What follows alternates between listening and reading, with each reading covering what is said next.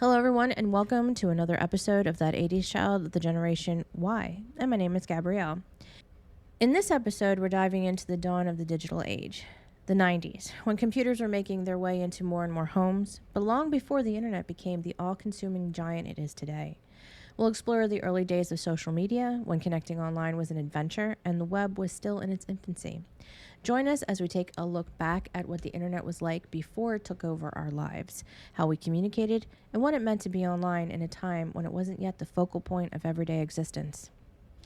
So I wanted to talk about social media and the 90s and the differences between yesteryear and now, because honestly, a lot of the people nowadays, especially when you're looking at TikTok and Reels and stories or whatever social media platform you use, and the short form videos that people post that you might see come up, and a lot of them, or maybe it's just because it comes up on mine because of my podcast and what I search, and the algorithm and my information, like my demographic. So it comes up with all these people who are like, the Zennials or the Gen Zs, and don't bother the Gen Xers because they haven't been saying anything. So because they're gonna come out of the woodwork and have issues. Now, okay, generational thing.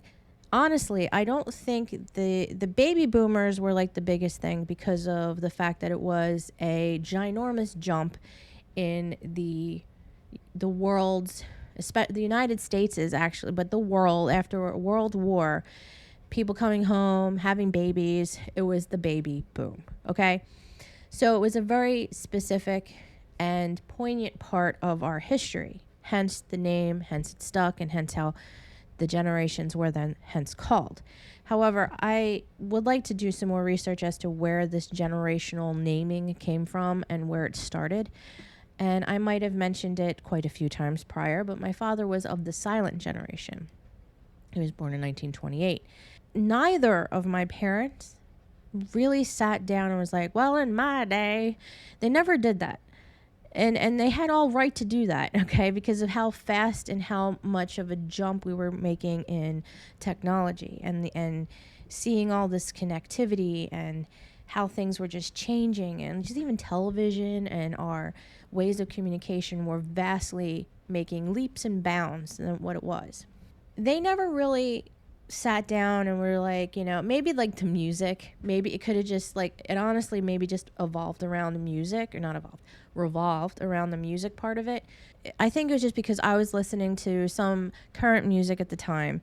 There was only the conversations that were ever like, this is what you're listening to, or in my day, this is what we used to listen to. It wasn't, and my mom had like a huge record collection, very much an audiophile, like loves music as much, if not just as much as I do. And she's kind of created that in me, loving music and utilizing it to survive.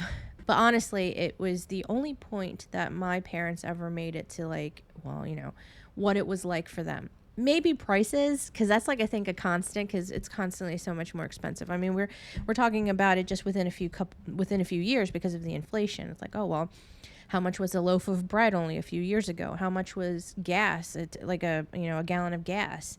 I remember when I was in school, I could have a $5 bill and nearly fill my tank. Like, it was kind of ridiculous, actually, and what it is today.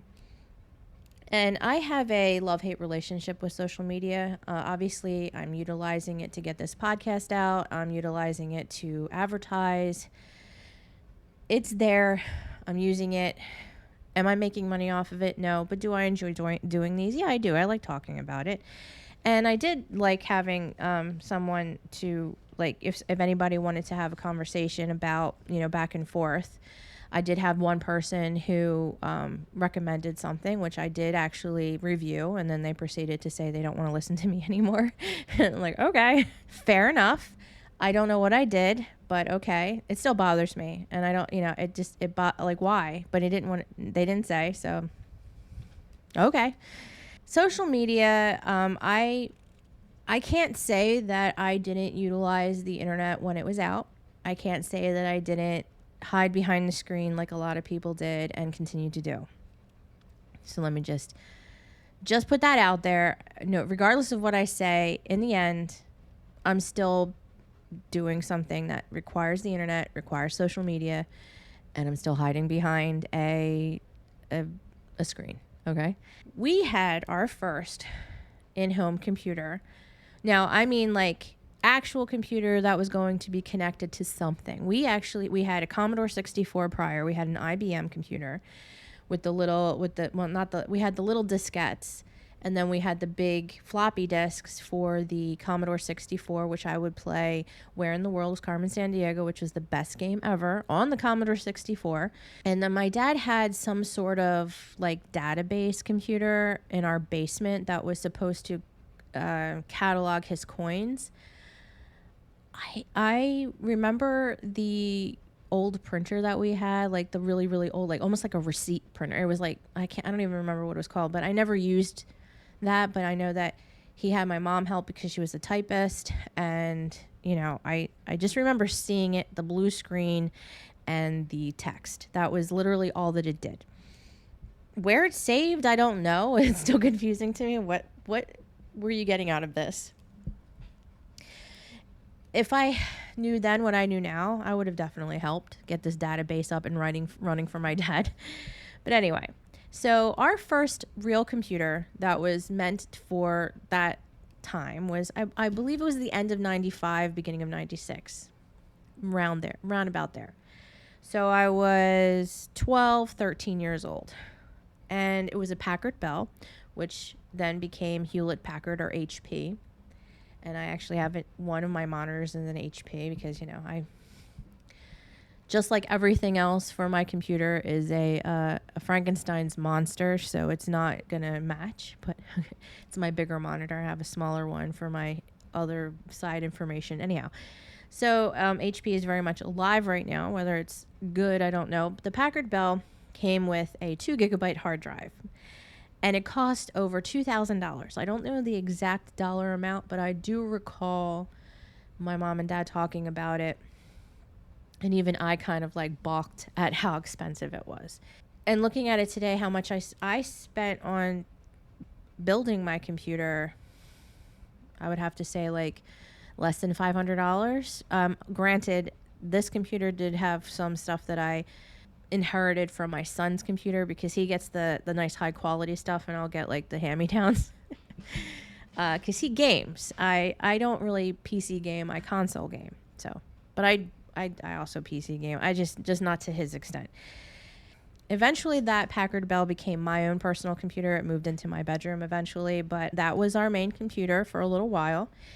And we had something like the internet. I would not classify it as the internet per se. So we had something like the internet. It wasn't like, you know, we were connected. I don't know how. I think it was, I can't remember exactly the particular brand of internet that we had. This was before AOL. We did not have CompuServe. I know CompuServe was pretty much the internet before. CompuServe was the internet. Okay. It was just, they were the ones that were connecting people. They were the ones that were going into like businesses and then like going down to the individual residential type of thing. So we had something, I think it was Earthlink that we had, or it could have been Garden State Internet. I had to like do some research as to what was around at the time. I think Earthlink, that sounds familiar, but I wasn't part of the bill paying thing or I just knew like I would get on the computer, and it had like this really, I do remember the interface and I really liked that interface. It was kind of like for the kids part of it anyway, it was like a kid's playroom with like a bookcase and then you'd have like the World Wide Web. So it looked like the universe, and it would get online somehow, and then it would take absolutely forever for anything to come up. So my first thing, because at the time I was very much into the Monkees. They were my first band that I ever saw live, and I was watching. My mom had gotten me a new television with a VHS player attached to it. Subscribed to Columbia House for the VHS delivery monthly for the Monkees show episodes that would come in, and I still have them. They're all upstairs. They're all nice in a row and all like kept nicely, except for one did break a little bit. What I would do is I would go onto their website, so the Monkees website, and then it would come up with some stuff. It would take a little bit for it to load, and even the words, even the text, you know. So if I wanted to look at pictures, because they would have a gallery, and because you don't want the pictures to come up on the screen, they would be individually like hyperlinked to a separate page that would just load that one picture. So it would have like the link of the picture, and then you would go to the picture. I don't know if you guys remember that, or if anybody's listening to, and this is what we had to deal with back in my day. And what you would do is you would click on that picture, not knowing what it looked like. It was a surprise. And you would go away for a little while. You would go away for like an hour, maybe more. It depends on how big the picture was, how detailed it might have been. And then you would get a lovely pixelated picture that would eventually, when you came back, it would then be completely rendered at that point, and you'd be like, oh, that's nice. Now go back and then you look at the other ones. Or you'd print it out on your crappy printer. So try not to hit the stupid cord because I don't want to have to disconnect this again. We did eventually upgrade to AOL because AOL just became like this huge thing, and like a lot of people, I think we still have original AOL discs saying like, come join AOL America online, and you get your free email address, and yeah, it was everywhere. So eventually, like I said, that Packard Bell would become mine, and my parents got a Gateway. So if you guys remember, the Gateway commercials always had like cows. The boxes were in a cow motif, like the design as like a cow, the black and white. I don't recall if it was done. I don't think it was done online. I'm like, wait, did we order that online? I highly doubt it because of the speed in which that quote unquote internet was. So I think it was ordered probably from Sears or something, because my dad was a big, like, he was Sears. So it was Sears. That's what we would go to for just about everything. And they did have like electronics at the time. So it was like before like Best Buy and all that, or at least before I shopped there. I don't know when Best Buy came out. Best Buy came out in 1966. So I didn't know that came out in 1966, but the Consumer Electronics was in 1983 was when it was an emphasis on that. It rebranded. Oh, it was an audio specialty store called Sound of Music, and it was rebranded under its current name with an emphasis on consumer electronics in 1983, Best Buy Co., Inc. Wow, interesting. Didn't know that. Didn't know it was around for that. Well, granted, it wasn't under Best Buy, but it was around for a while, and it's still going. Anyhow, so they eventually got a Gateway. We eventually got AOL. I still have my original AOL email. Do I utilize it? It's usually for spam. If I know I'm signing up for something that's going to have spam, it'll go there because I don't ever check it. So, yeah. So it's part of history. I got it when I was 16 years old. So, yeah. Actually, I think I had it when I was 15. Yeah, I think it was probably 15 because other things, but that can indicate as to how long ago it was. But yeah, about 15, I'd say. So I know that there was a lot of indication on my, there's people talking about chat rooms and what they were, and you're trying to explain it to the Gen Zs and the Gen Alphas and whatever, Gen XYZs, WXYZ, I don't care. But it's getting a little out of hand now, but, you know, or what is it, the Gen Is? So the Gen Alphas are like the iPhone generation because they don't know anything prior to that. We should just have I should just go into a conversation of generations. That's a good idea. Let me write that down. Generational conversation. Where do I have my notes? A good idea, Gabrielle. Glad I thought of it. Generational chat. Origins. Okay. That's a good idea. Okay. All right. So I've been seeing a lot more people with that whole, like, their whole spiel and the shtick is nostalgic stuff, kind of like mine, but in shorter form, or they have their own podcasts. I should start listening to some of them. Maybe they can give me, I don't know. We'll see. I only listen to like one other podcast. So they were talking about chat rooms, and it's like, oh, like what's a chat room? And by like the younger generation, and then our generation had to explain what they were. Here's my definition. It was full of disgusting, questionable people. But that is where the ASL, age, sex, location, came from. I might have dabbled in a few. I don't recall a lot of, I might have went into a few that might have been specifically for like, say, like the Monkey. So it's like all older people, or Duran Duran, Depeche Mode, whatever the heck I was into at the time. And you could find chat rooms that were talking about that. But for the most part, I swear it didn't matter. It could have been like how to mow your lawn. And it would just be like disgusting people trying to pick up other people, like probably pedophiles or whatever in there too. But dangerous. Don't talk to strangers. That should have been like a big thing. Anyway, people were exploring what the internet was able to provide them, and people were also exploring what you could get out of it. So like what is providing and what you are going to get out. So, which kind of I think means the same thing, but I'll leave that in. Anyhow, so we're exploring it, and then there's people who are exploiting it. How about that? You're exploring or exploiting. I was exploring with those disgusting individuals. So AOL Instant Messenger. Now that I could get behind. I had like, people in school. I actually had at the time, I think before it was a thing, I was cyberbullied on AOL Instant Messenger by a guy I went to school with. They said that they actually created usernames that had my name in it and with other disgusting things within the title, and they would message me stating it was their girlfriend, and that like, I can't, you're disgusting or whatever it was. And I'm like, okay, sure, it's your girlfriend. I don't believe that you had one, but for whatever reason they didn't like me. Okay, all right, cool. Why do you I'm not at school right now. I'm not bothering you. You don't have to see me. You don't have to even like hear me. You don't have to like. Anyway, so yeah, I was cyberbullied before it was a thing, I guess. I'm sure people were I wasn't the only one. I'm not. I'm not that special.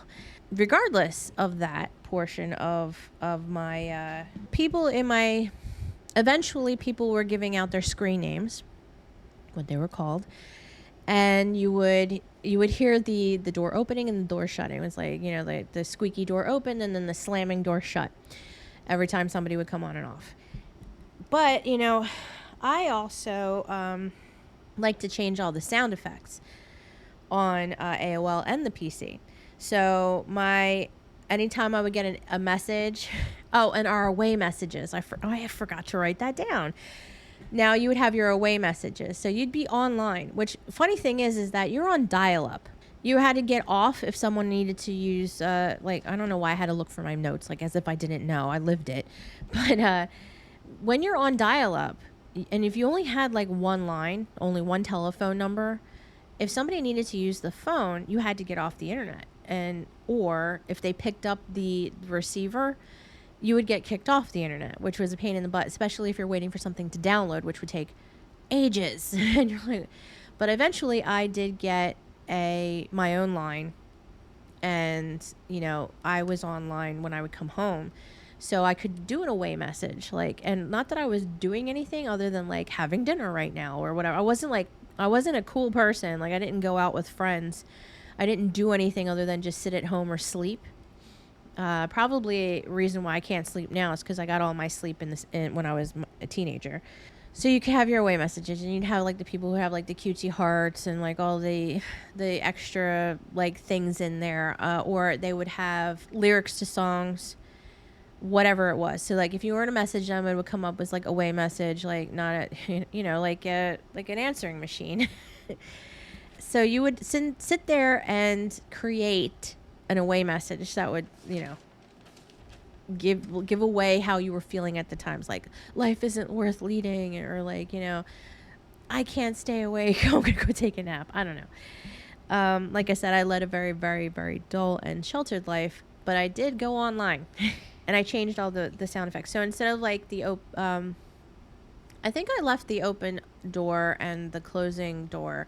But like when I would get a message, it would say, it was Enjoy the Silence for Depeche Mode. So it was like a blip in AOL. You could go and you can get WAV files. You would like have, they would have like a whole library of WAV files. In the library, you can search music, you could search sound effects, you can search, I don't know, like people saying things in certain lines of movies, whatever it is. So I found, because I loved Depeche Mode at the time when I was on AOL and we had our Gateway computer, I graduated from the Monkees and I was very much into like Duran Duran and Depeche Mode. I was like, I went from the 60s to the 80s. I completely skipped over the 70s. Sorry if you like 70s music. I love some 70s music, not disco so much, but yeah. So in that, I found Enjoy the Silence, and they had, so if you're going to have like an instant message, and it would say words are very unnecessary. Okay. I liked to be poetic like that, and it was for only for my own benefit. It wasn't like anybody else could hear it, unless you were in my house, which would be weird, unless you were my mom and dad or my brother. I also changed the startup and the shutting down sounds for the computer.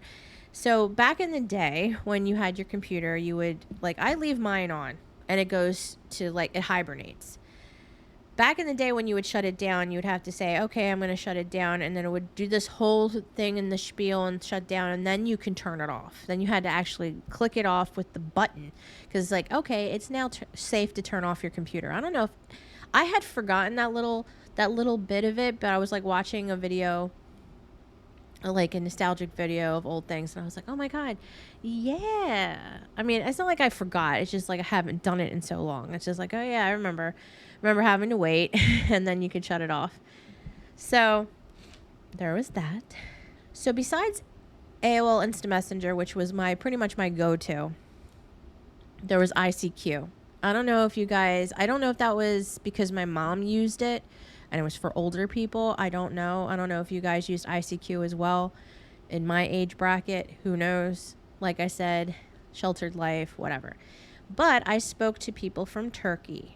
And there was this one guy who was going into basketball, apparently. I don't know if I know like in Turkey, apparently basketball is like a big thing. Didn't know that at the time. Very nice guy, but he was older than I was, and I was 16 at the time. Or actually, yeah, I was 16 at the time. So, sketchy, probably. Do I agree with that happening now? Absolutely not.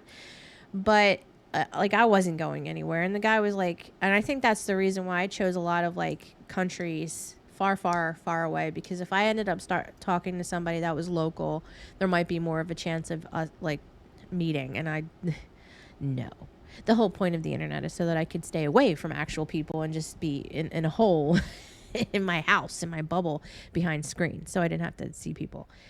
That was the point, right? At least for me. And I actually eventually met my son's father through ICQ. Before it was cool to meet online. Also, but not ICQ, but on Instant Messenger. I can't remember how or where I was and how he got my name, unless I was perhaps in a chat room at the time, but I highly doubt it, because like I said, I really wasn't. I dabbled in chat rooms. Like I just kind of went in there and just looked at it, and I'm like, yeah, I'm not doing this. This is not me.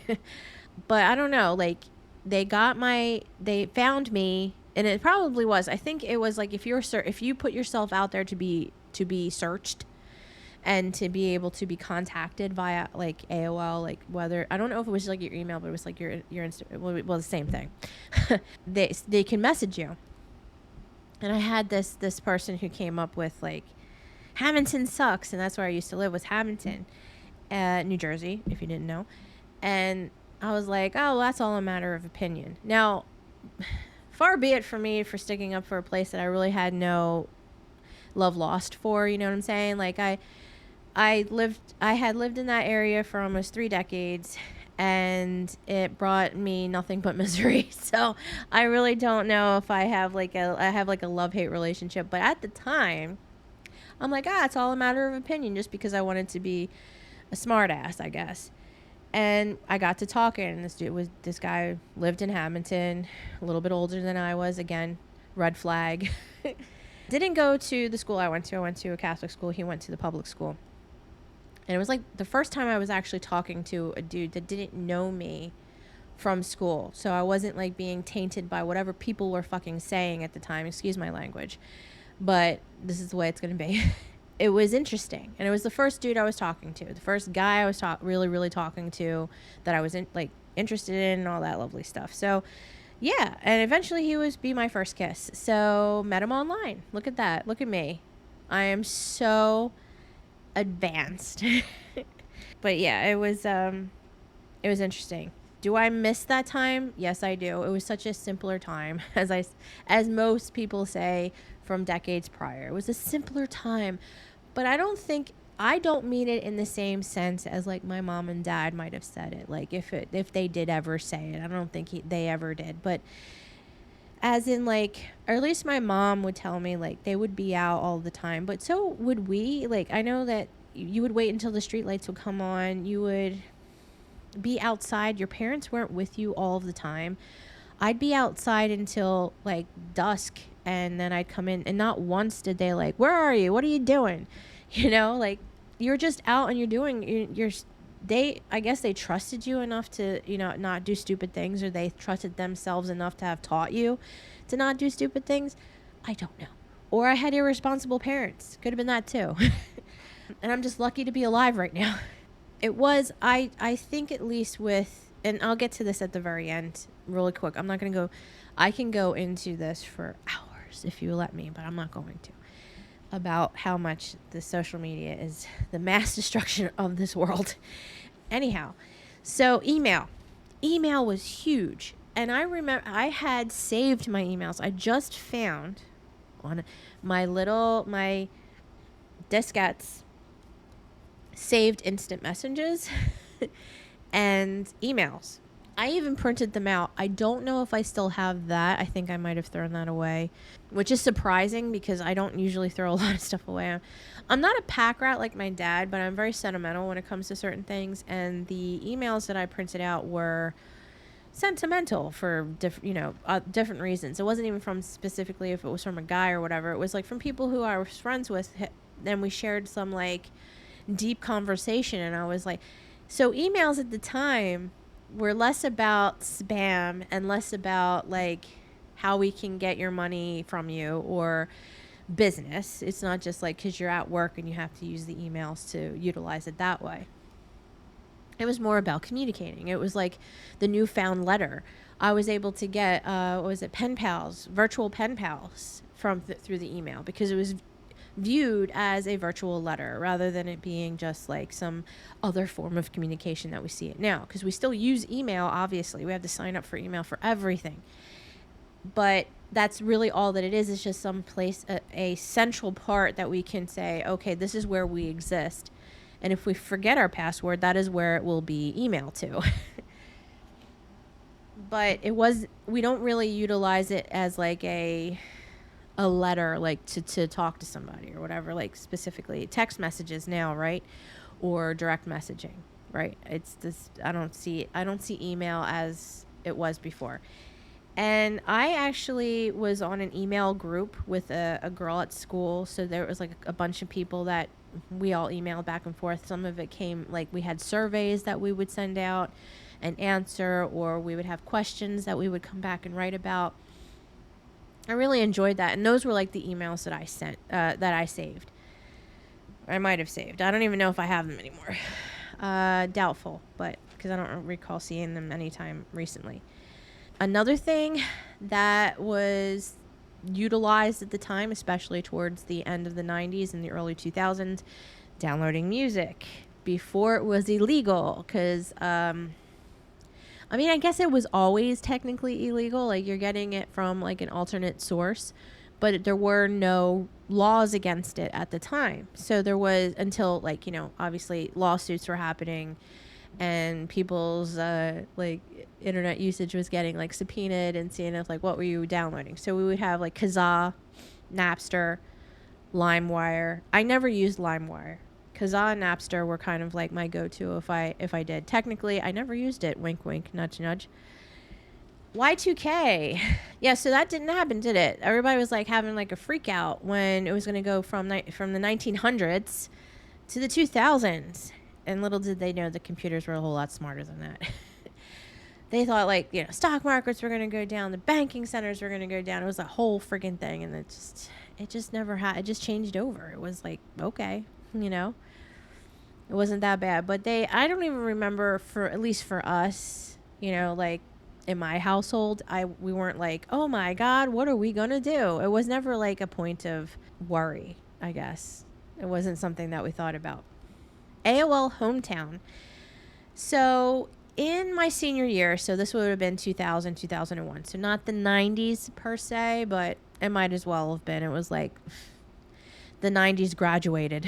I had a desktop publishing class. So my senior year, you were able to actually have certain electives. There you go. Couldn't remember you had a couple of electives that you could take. Now, one of the electives I chose was like oceanography, because I just was like, are we going to go on a boat? Can we look at some like fish and stuff?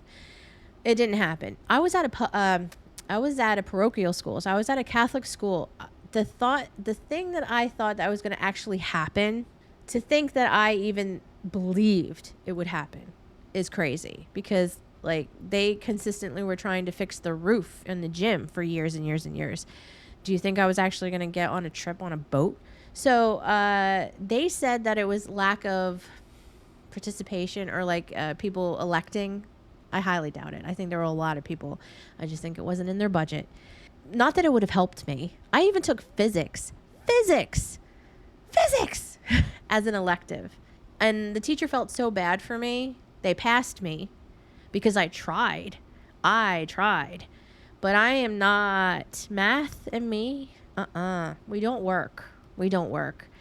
Like, I can do your basic math. I can do basic algebra. I can do basic fractions. I'm not as a dunce. I don't I'm not as stupid as like a rock or anything. But if you are going to give me like these really like, I was even telling my son, we were going into like word problems. It's like, not the whole like train thing, but it was like something like it. It's just like, if the train's leaving at 5 o'clock and it's going at 50 miles an hour and it needs to get there by 7 o'clock, blah blah blah. Tom is holding some apples. How many pencils would he have? It just sounds so utterly ridiculous. I would get lost halfway in the train travel. Like what? Math. I don't know what it is in my head, why I can't wrap it around these things. Even if I take I had to take remedial classes when I went back to college, and I had to I tested into college level English, thank freaking God. I'm not an idiot. But I had to go into remedial math. Like, I had to go and do I think it was 2 remedial. It wasn't as bad as I thought, okay? But still, I still had to take extra math courses to get to college level, because I was stupid. And even doing that, and I had a great teacher. Was it 8th grade? Yeah, it had to have been 8th grade, because 7th grade, I almost flunked out of 7th grade. I might have had to repeat that. And that wasn't because of lack of wanting to do schoolwork. I think I mentioned this before. It was because I was very badly bullied, and I didn't want to be. I just shut down. But 8th grade, I got second honors the whole year, because I said, F it, I'm just going to focus on my work. But it was very difficult to focus on my work when you're being talked about all the time. It's crazy. It's crazy how that works. But 8th grade, it was Sister Anna. Sister Anna? Was it Sister? Yeah, Sister Rose was the other one. I love Sister Rose. She's probably gone now. They're probably all gone. They were old then. So there's very few of the nuns that I really liked. Sister Betty Jean, who was the principal before Sister Barbara, who was a piece of work. She was awesome. She knew how to talk to children.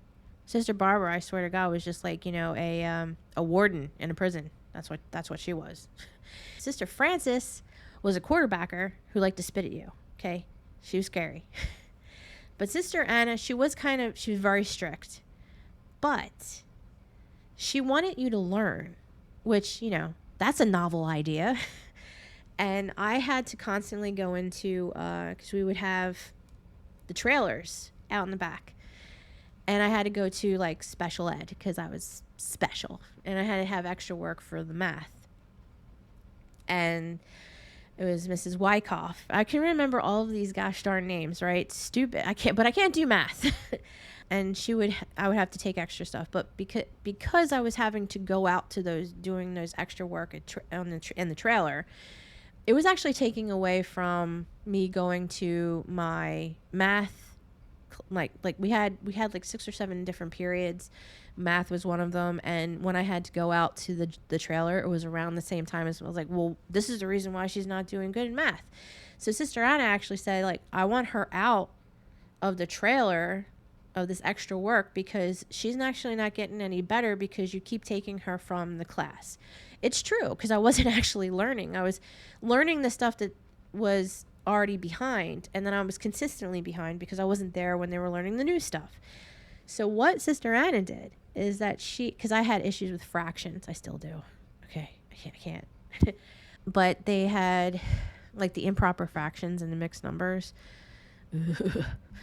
She gave me a huge packet. Like, I want to say it was like 300 pages long. This thing was ridiculous, and I had to work it through until I got it.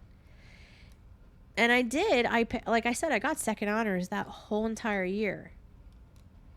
I even got an award that said, like, most improved, because I went from nearly flunking out of the actual grade to getting second honor. So, yay! I'm not stupid. So, Sister Anna, you're wherever you may be, thank you. You did help me. Do I remember that stuff? Not really. I'm so sorry. But I don't use it on a daily basis, so sorry. But my brain does not work that way. Desktop publishing is what I was saying. Sister Dorothy was the desktop publishing teacher, which at first we had to learn typing, which, by the way, I still don't do home row. I don't do that. I can't do that.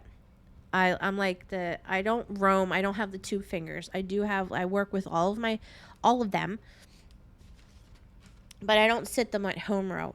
What I had to do was, because in order to pass the typing part, you had to do stuff like Mavis. Do you remember Mavis, like the typing thing?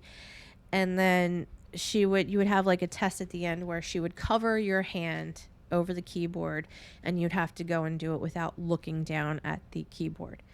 So because I could not coordinate my fingers properly, and I could never do it. I even tried to teach myself again later on in life. It's still, so I pretty much memorized the keyboard, so that now I don't look at the keyboard, but I also don't use home row, and I type just not as fast as my mom.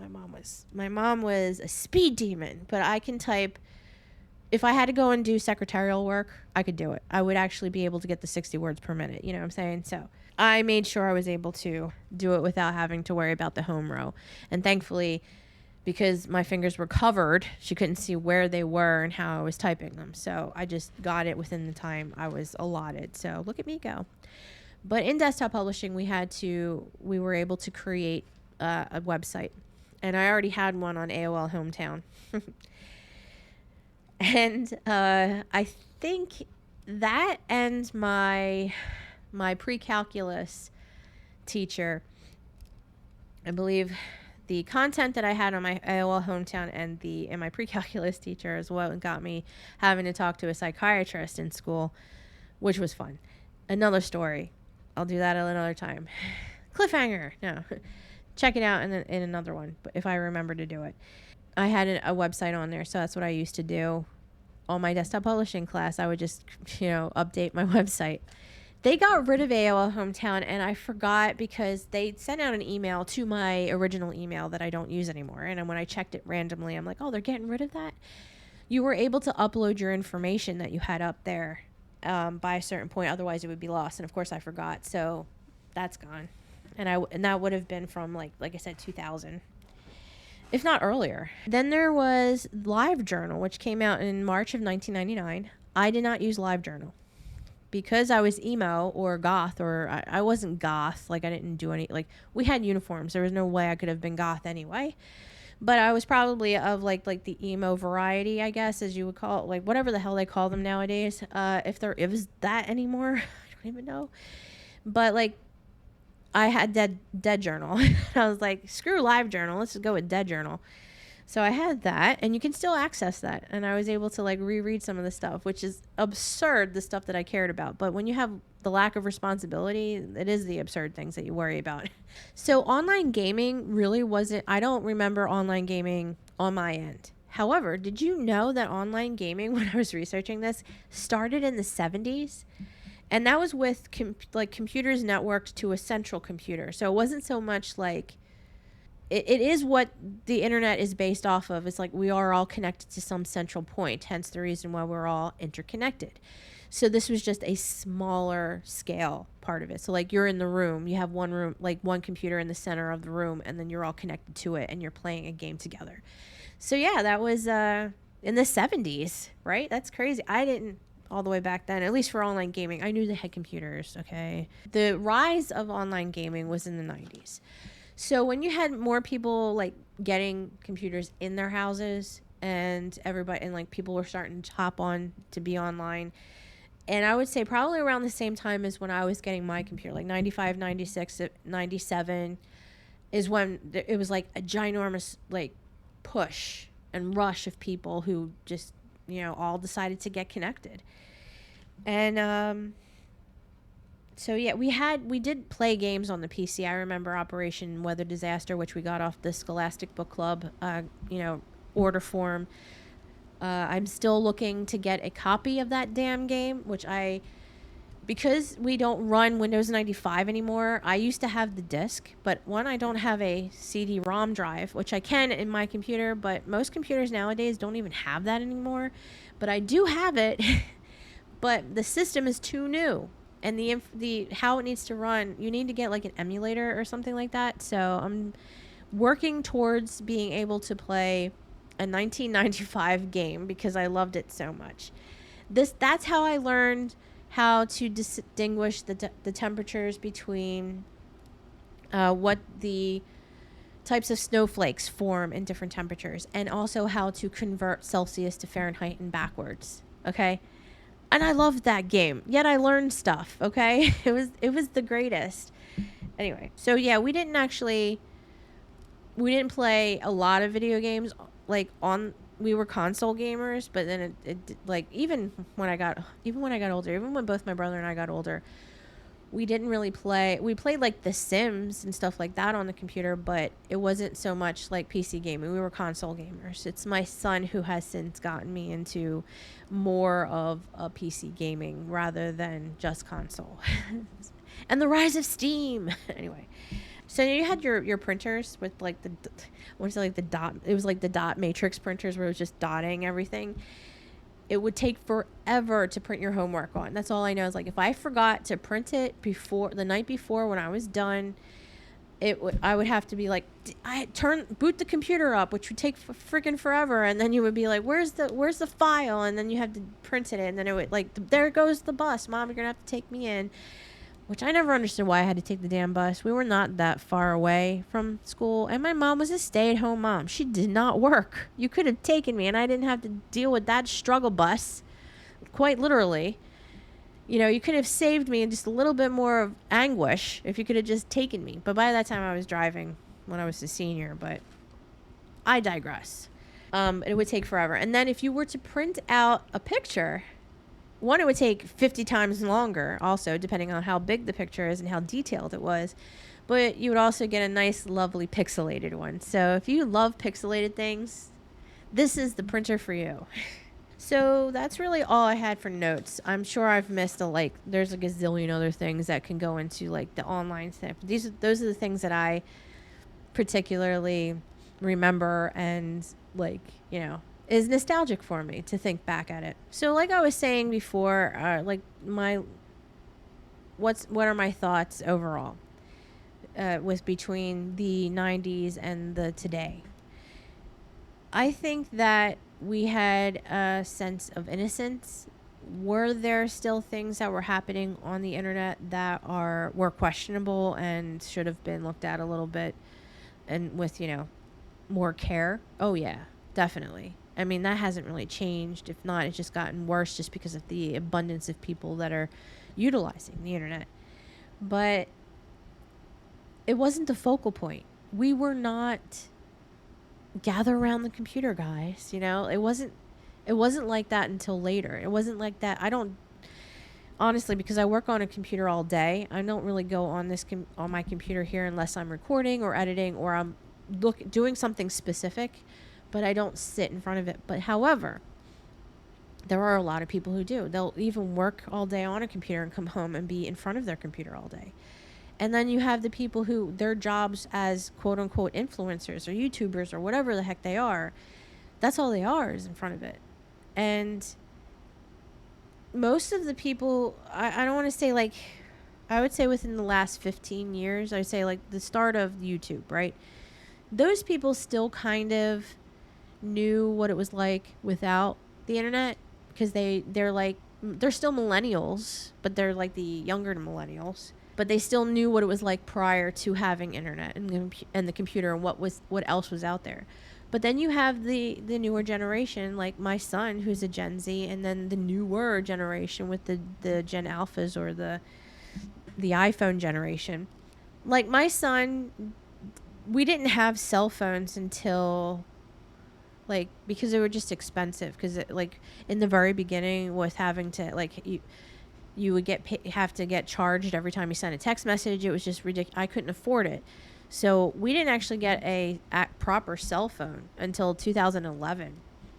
That's when I got like a proper contract and I got like proper phones.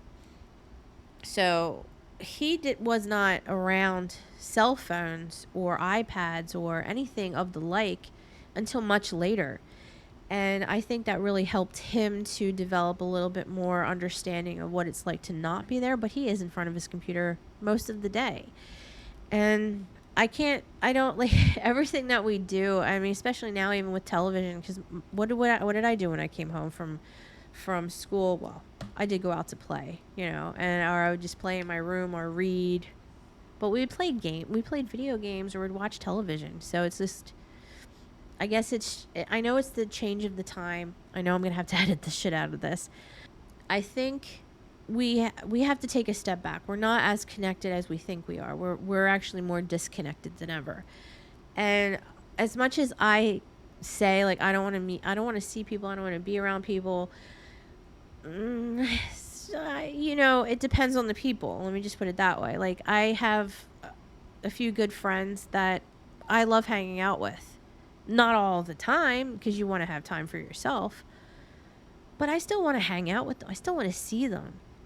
I just don't know whether or not this generation really cares do they have enough? It's like The Sims.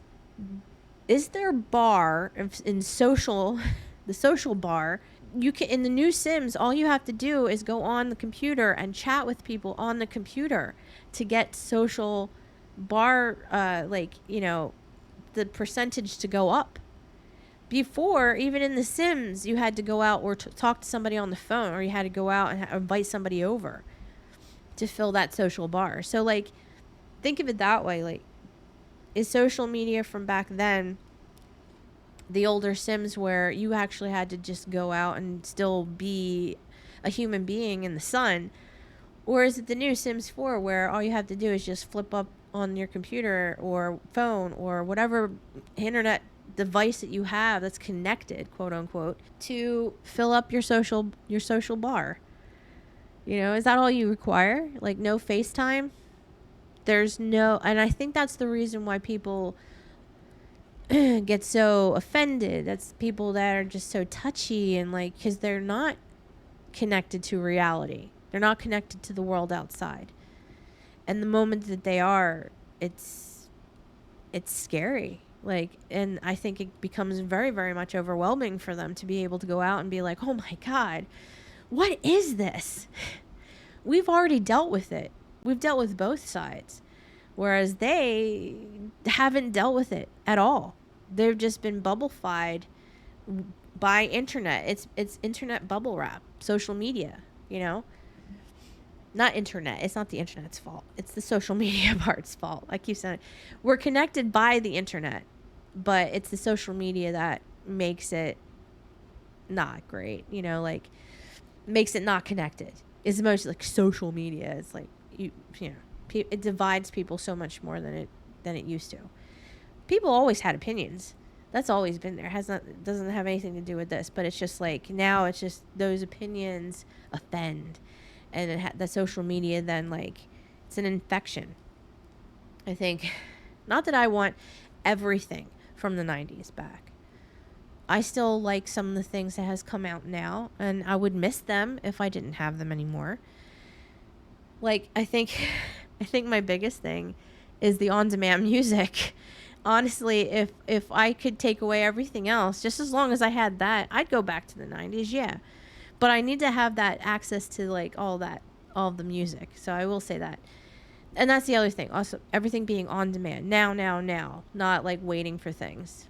Although I think people are starting to catch on to that because, I believe, because when we had, like, the streaming services where you would just put everything on there, you can just binge watch everything instead of, like, waiting a week to, like, every Thursday night. Catch us again next Thursday night and find out what happens to blah, blah, blah, So, I don't know. Love-hate relationship with social media. It's useful in some aspects, but I think in the broader, like, honestly, more. Like, I'd say 80% of the time it's useless, and then there is 20% good use out of it. But the rest of it is just a bunch of trash. Bring back the internet of the 90s, please. with just a little extra with the music, okay? I will still gladly pay a fee every month just so I can have all of the music. It's like it is an addiction, okay? I need to have all of the music. That's it. YouTube is also, I find, not the YouTube sensations, not the Let's Plays, not the podcasts, not my podcast, not anything else. It's being able to find the old commercials or the old things that we remember randomly, and you can see a video of it. That's kind of like just that, all of that all together is just a nice thing to have, minus all the other influencer BS. So I think we could cherry pick some stuff. I think we could make a really awesome social media internet. Can we just have, like, a branch off, like the multiverse? Let this universe kind of do it, like, explode, self implode later, and then we can just go off on this other nice little forked out area where we have that nice balance of the 90s and current social media, internet, and just way of life. If we can do that, that would be awesome. I'm on it. Let's do this. Well, that's all I have for this episode of That 80s Child, the Generation Y, where we've taken a nostalgic look at the early days of the internet and social media in the 90s. It's incredible to think about how far we've come from those first dial-up connections and chat rooms to the always-on, always-connected world we live in today. As always, if you enjoyed this trip down memory lane, don't forget to subscribe, leave a review, and share it with your fellow 80s and 90s kids. Remember, the past might be behind us, but its impact is still felt every time we log on. Until next time, keep those memories alive. Bye.